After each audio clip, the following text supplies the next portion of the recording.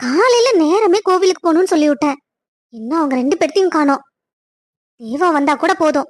தேவா, தேவா, தேவா, இந்த சாரியில நீ மகாலட்சுமி மாதிரி இருக்காமா.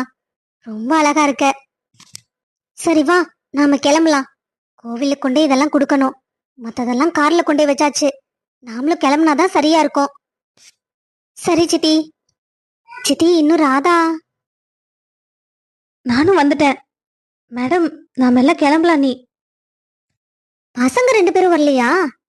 கிருஷு வரேன்னு சொல்லிட்டு இருந்தான், கார்த்திக்கும் வரேன் நானே. ரெண்டு பேர்த்தையும் ஆளையே காணோம். மேடம், ரெண்டு பேரும் கிளம்பிட்டாங்க. வண்டி எடுத்துட்டு வரேன்ட்டு போனாங்க. நேரம் வந்திருப்பாங்கன்னு நினைக்கிறேன். அட அப்படியா? செல்லப்பாவும் வரேன்னு சொல்லியிருந்தான். நான் அவனை வேற வண்டி எடுத்துட்டு வர சொல்லியிருந்தேன். சித்தி, அதெல்லாம் ஒன்றும் பிரச்சனை இல்லை. மாமாட்ட கிருஷ் அப்பவே பேசிட்டான். மாமா நான் அப்படியே டைரக்டா கோயிலுக்கு வந்துடுறேன்னு சொல்லிட்டாரு. ஓ அப்படியா? என்கிட்ட இத பத்தி ஒருத்தர் ஒண்ணு சொல்லக்கானா? இல்ல சித்தி, நீங்க நைட்டு சொல்லும் போது கரெக்டா மாமா கூப்பிட்டாரு. அப்பதான் கிறிஸ் சொல்லிட்டு இருந்தான். அப்பதான் எனக்கு தெரியும். சரி பரவாயில்ல விடு. நல்ல வேலை இப்பவாவது சொன்னியே. நான் தம்பி ஒருவன் பார்த்துட்டே இருந்திருப்பேன். சரி வாங்க, ரொம்ப லேட் ஆயிட போகுது. கோவிலுக்கு போயிட்டு வந்தா அப்புறம் பேசிக்கலாம். கோவிலுக்கு போயிட்டு வந்ததுக்கு அப்புறம் நிறைய வேலை இருக்கும். ஃபங்க்ஷனுக்கு எல்லாம் எடுத்து வைக்கணும். எவ்வளவு வேலை இருக்கு. சரி சீக்கிரம் வாங்க. ஃபங்க்ஷனா? என்ன ஃபங்க்ஷன் மேடம்? ஐயோ, அவசரப்பட்டு நம்ம உளறிட்டோம் போலயே. இவ ஒருத்தி நம்ம பிள்ளையே சும்மா இருக்கா. குறுக்க குறுக்க இவ கேள்வி கேட்டுட்டு இருக்கா. அது ஒண்ணும் இல்லம்மா. நம்ம வீட்ல இனி கோவில் ஃபங்க்ஷன் இருக்குல்ல. நாளைக்கு எல்லாரும் பொங்க வைக்க போகணும். அத பத்தி தான் சொல்லிட்டு இருந்தேன். சரி வாங்க, இப்படியே பேசிட்டே இருந்தா ரொம்ப லேட் ஆயிடும். எதா இருந்தாலும் வந்து பேசிக்கலாம். சஞ்சய் இன்னும் என்ன பண்ணிட்டு இருப்பான்? சாப்பிட்டானா என்னன்னு தெரியலையே. ஒருவேளை வேலைக்கு போயிருப்பானோ? அவனுக்கே கால் பண்ணி கேட்டுருவோம் என்ன பண்றான்னு.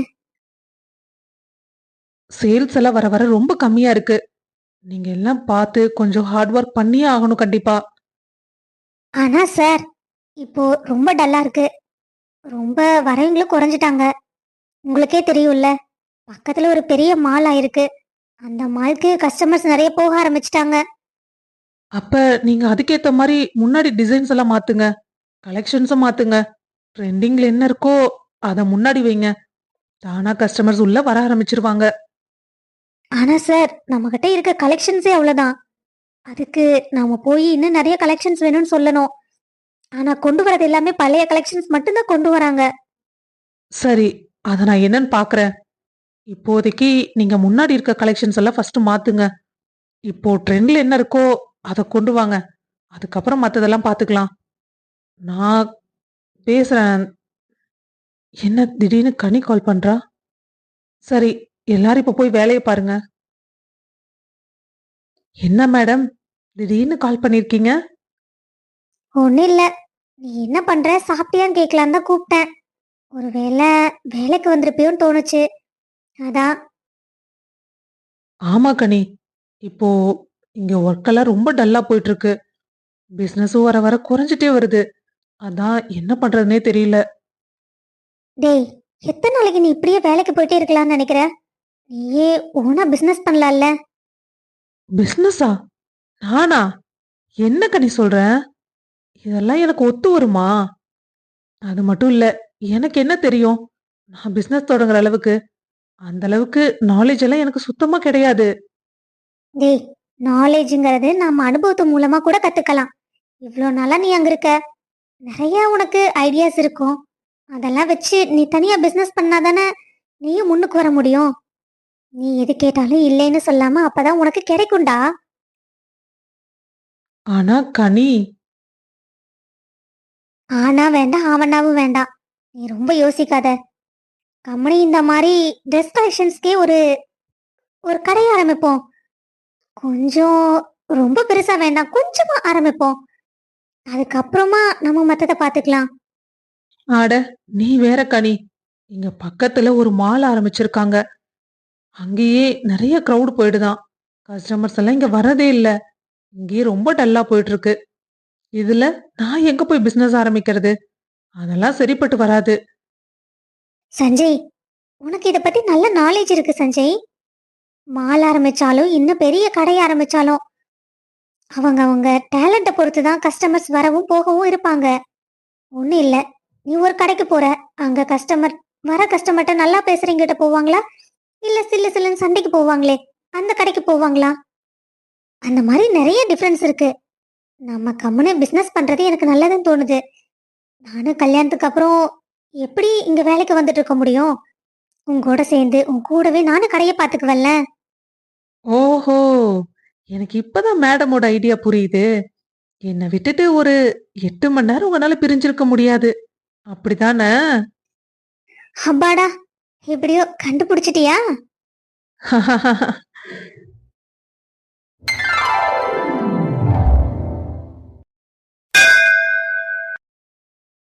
சீக்கிரம் இந்த பூஜை சாமானத்தை எல்லாம் கொண்டு போய் பூசாரிட்ட கொடுக்கணும்.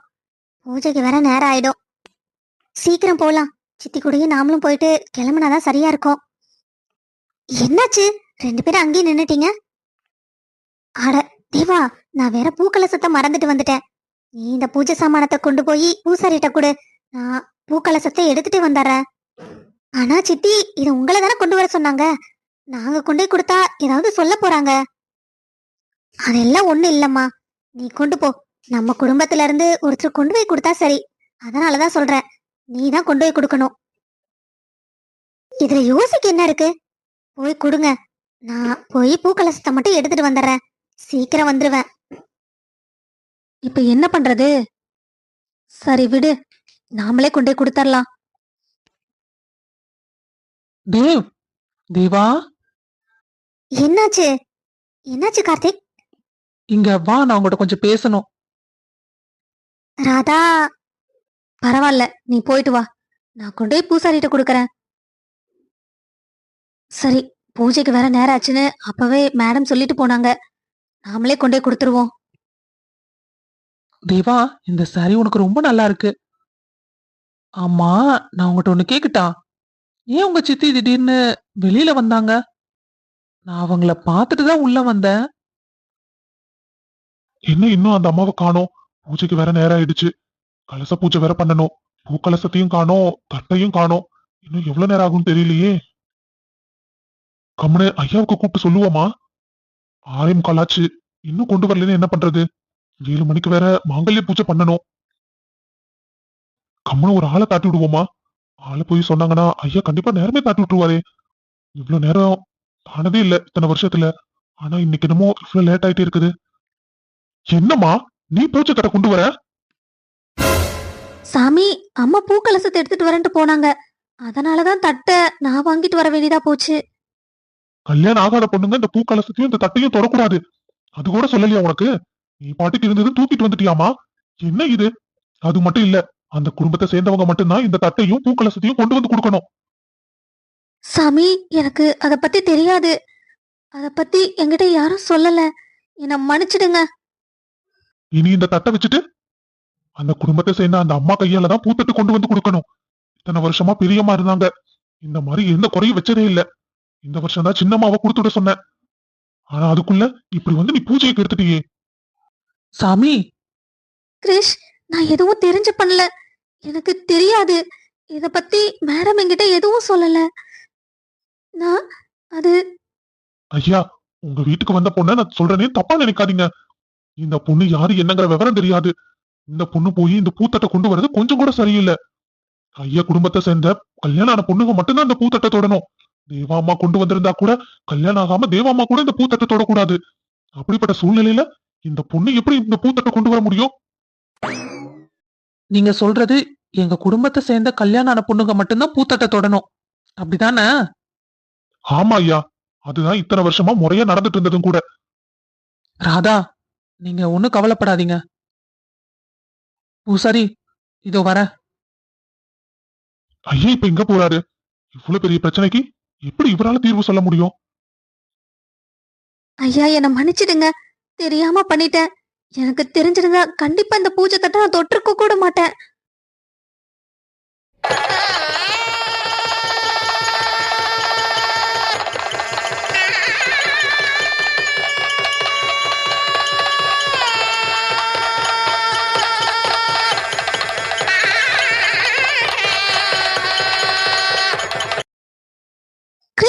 என்ன பண்றீங்க? கிரிஷ் வேண்டாம், கிரிஷ் சொன்னா கேளுங்க. வேண்டாம் கிரிஷ். பூசாரி, இப்ப என்ன சொல்றீங்க? இப்ப இந்த தட்டை கொண்டு போய் அம்மாக்கு பூஜை பண்ணலாம்ல? கிரிஷ், என்ன காரியம் பண்ணி வச்சிருக்கடா நீ? சித்தி, சித்தி, இனிமே நீ என் மூஞ்சிலேயே முழிக்காத. நீ எனக்கு பையனும் கிடையாது, நான் உனக்கு அம்மாவும் கிடையாது. சித்தி என்ன மன்னிச்சிடுங்க சித்தி. எனக்கு இப்ப நம்ம குடும்ப சூழ்நிலையை காப்பாத்தவும் ராதாவை பத்தி தப்பா பேசுறத நிறுத்தவும் எனக்கு வேற இதே தெரியல சித்தி. நானு இந்த சூழ்நிலையை சமாளிக்க தான் இப்படி பண்ணிட்டேன். என்ன மன்னிச்சிடுங்க சித்தி. தாத்தா, உன் கல்யாணம் பாருடா இந்த அம்மா சன்னதியில தான் நடக்கணும்னு ஆசீர்வாதம் பண்ணிருக்காங்க. அதனாலதான் உனக்கு இங்க வந்து கல்யாணம் ஆயிருக்கு. ரொம்ப சந்தோஷமா இருக்குடா. அம்மா ராதா, உன் கையால இந்த பூஜை தட்டை பூசாரிட்ட கொடு. சரிங்க தாத்தா.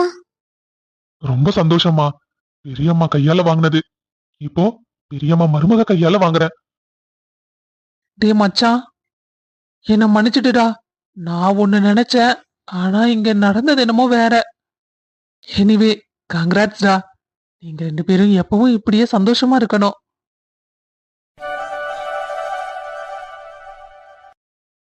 என்ன இவர் பாட்டுக்கு கம்மன் உட்கார்ந்துருக்காரு? ஏதாவது நம்ம கிட்ட பேசணும்ல. இவரை எப்படி வலிக்கு கொண்டு வரது?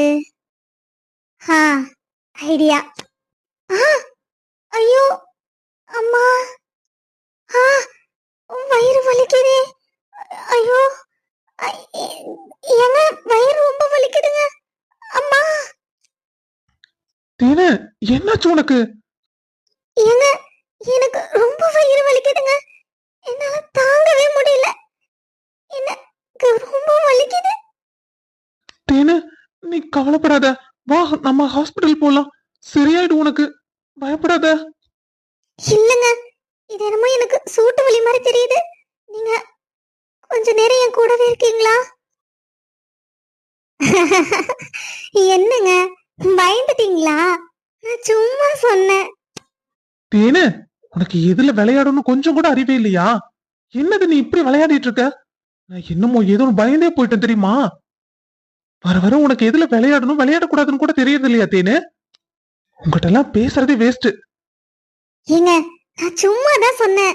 நீங்க எதுக்கு இவ்ளோ கோவப்படுறீங்க? சும்மா சொன்னியா? என்ன சும்மா சொன்ன?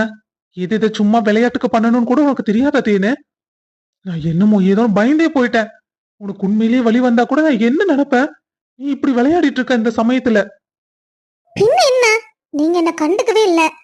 நீங்க பாட்டுக்கு உட்கார்ந்துருந்தீங்க என்கிட்ட எதுவும் பேசாம. அதனாலதான் நான் உங்களை பேச வைக்கலான்னு அப்படி பண்ணிட்டேன். சாரிடா மாமா, கோச்சுக்காதீங்க. நான் சும்மா விளையாட்டுக்கு பண்ணேன். சரி, இனிமே இந்த மாதிரி நான் பண்ணவே மாட்டேன். இனி பண்ணா நீங்க என் மேல கோச்சுக்கோங்க. நான் எதுவும் சொல்ல மாட்டேன். என் தங்கம் இல்ல. பேசுங்க கண்ணா. பேச மாட்டீங்களா என் செல்லம்? பேசுங்க. நீங்க பேசலைனா அப்புறம் நானும் கோச்சுக்குவேன். நானும் பேச மாட்டேன். நீ அப்ப இந்த மாதிரி இனிமே விளையாடக்கூடாது அப்படின்னு எனக்கு உறுதியா சொன்னாதான் நான் இனிமேல் கூட பேசுவேன். சரி சரி, இனிமே இப்படி விளையாட மாட்டேன். நான் உங்களை சும்மா கிண்டல் பண்ணலான்னு தான் அப்படி பண்ணேன். நீங்க இவ்வளோ சீரியஸா கோச்சுப்பீங்கன்னு நான் எதிர்பார்க்கவே இல்லை. தேனு, நீ விளையாட்டுக்கு சொன்ன.